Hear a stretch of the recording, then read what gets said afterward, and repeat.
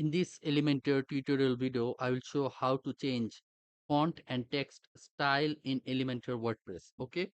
So over here, you can see these are the fonts I have in Elementor.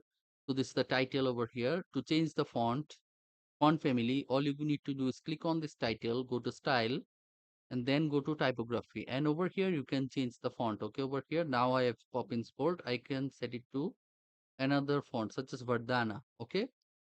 And I can make the weight to bold like this, or make it semi bold, or make it light, etc. However I feel. And over here, to change the text style, all you need to do is you can make it all uppercase, transform uppercase, lowercase, and capitalize. Okay. However you feel like. Okay. Over here, you get the style. Over here, you can make it italic like this, and also make it oblique. Okay, italic. Normal, I'll keep it as default. Okay.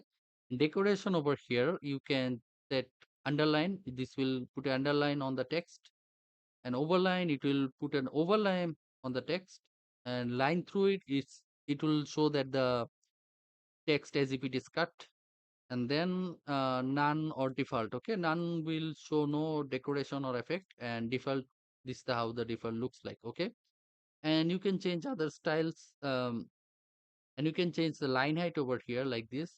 You can reduce it or increase it like this.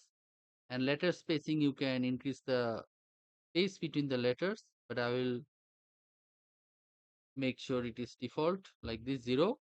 Word spacing, it will increase the space between the words like this. Okay, I'll set it to 0. Okay, to change the text color, you need to go to text color, and I can set it to something different. I can click on this.